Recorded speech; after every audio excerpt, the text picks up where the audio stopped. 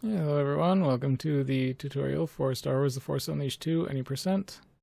With this first video, I'm just going to cover some of the basic movement things.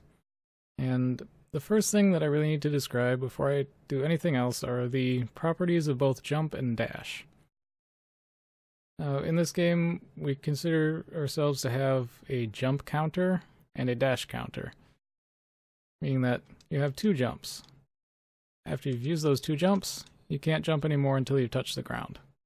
So we have a jump counter of 2. Also, when we're in the air, can only dash once before we touch the ground again. And those things are going to become important a little bit later. They also play a role in the first aspect of the movement for the run, which, if you've played the game or seen the run, you know there's a lot of dashing involved. And you would think that dashing is the fastest way to move, and that's almost correct. But you can see there's a cooldown at the end of each dash, which means that spamming dash is not as effective as it could be. So what we want to do is find another animation that cancels the dash animation, and then we can use that to strategically cancel it at the very end, so that we just skip the cooldown. Now, something like a saber attack at the end of a dash isn't any good because those combo into this move. We also can't use pushed for that because it combos into dashing blast, which, while it looks effective, is still not really all that fast for movement. On top of that, lightning also doesn't work for this because it gives us this move, which, while it looks kind of neat, it doesn't really help you move fast. But what we have found is that jump can cancel a dash animation at any point in the animation, so even at the very beginning of a dash I can cancel it, or at the very end of a dash I can cancel it. And luckily for us, the dash animation can also cancel the jump animation so that we don't have this weird little disjointed thing with a jump in between each one. Instead, we can get something, or well, can dash, jump, and then dash again. So the first, that jump there cancels the cooldown of the first dash, and then I can use a dash immediately after jumping to cancel the entirety of the jump animation and dash again.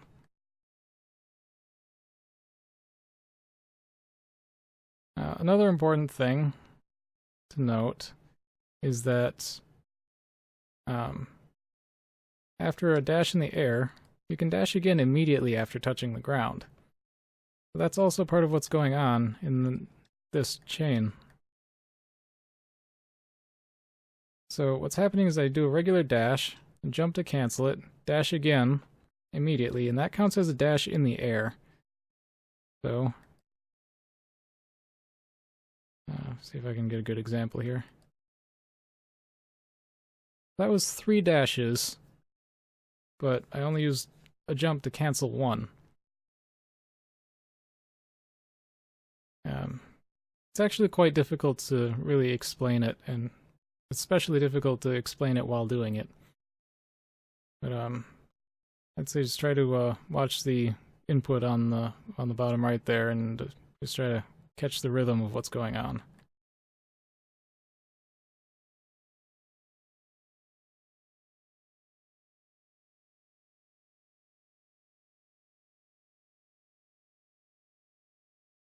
So it's this combination of things where dash, jump to cancel the dash, dash to cancel the jump, and then do my second dash as I land on the ground, because that's the first dash after landing on the ground from being in the air. And then after that second dash on the ground, I use jump to cancel the end of that dash.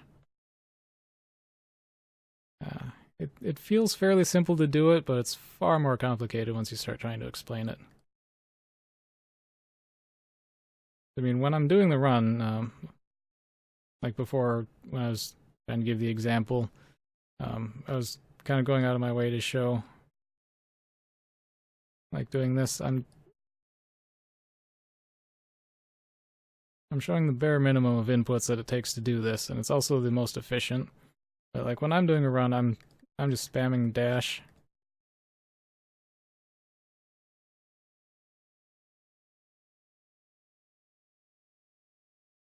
That's just kind of a mess to look at. But, like when I'm looking at the character doing this, I'm just thinking dash, jump, dash, dash, jump, dash, dash, jump, dash, dash, jump, dash, dash.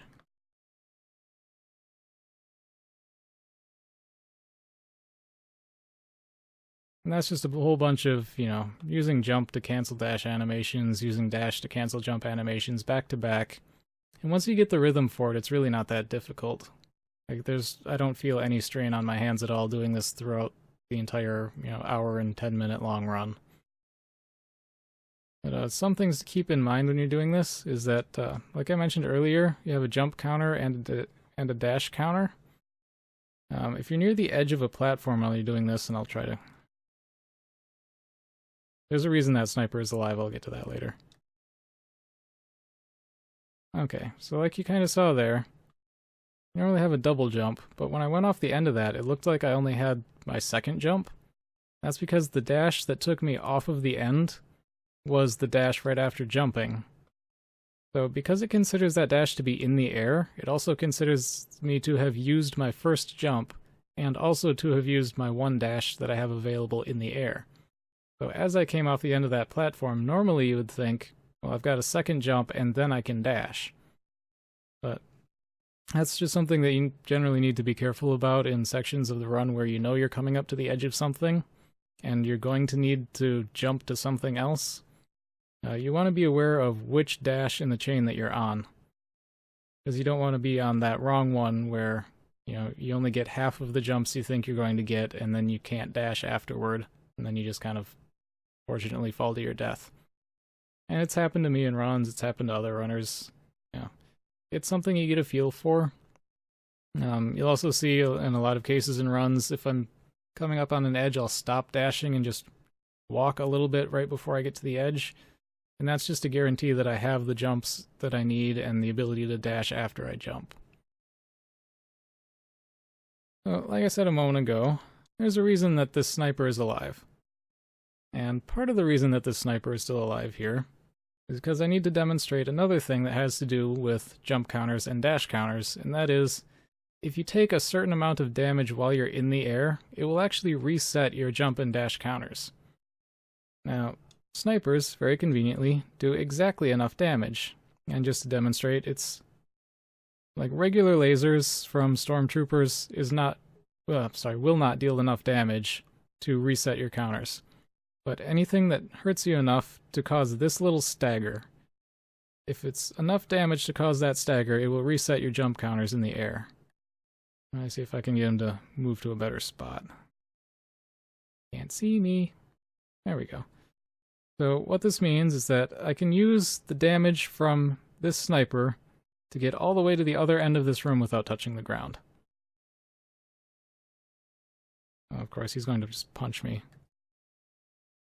But here I'm just using a few moves to stay in the air. Like holding lightning, you'll float in the air for the duration. And you see, every time I get shot, I get both of my jumps and my dash back. And that's enough to let me get to the far end of this room without ever touching the ground. And that's useful for some other skips in the game. Like crossing gaps that are too large, and it's really very useful, and it's actually kind of a lot of fun to play around with it, and it's also part of the reason that the run is done on the easiest difficulty, because that means I can just take the damage from this and not worry about dying in the process. You can see I take that much damage, my health is going to recover. Like even when I was standing over there.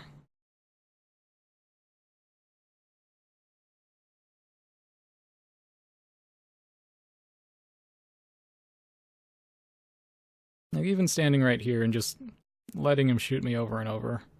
Like my health recovers fast enough on this difficulty that he's not going to be able to kill me. And that's very useful for any percent, because it makes skips using this trick extremely viable, and you don't risk dying in the process.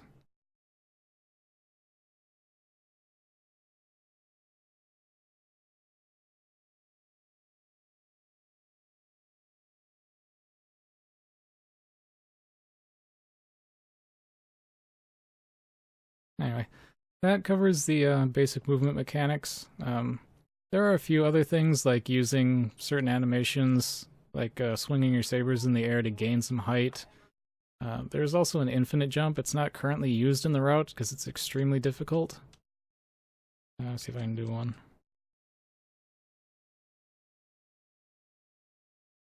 Now you can see if you do that specific chain, it gives you back your double jump in the air.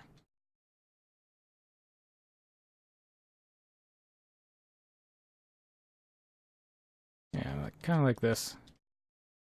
It's really difficult.